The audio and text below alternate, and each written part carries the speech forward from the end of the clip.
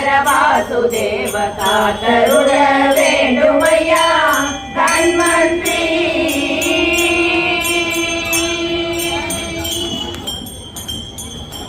ஒரு கையில் சங்கு மற்றொரு கையில் சக்கரம், ஒரு கையில் சங்கு மற்றொரு கையில் சக்கரம், மூன்றாம் கையில் அமர கலசம் சுமந்த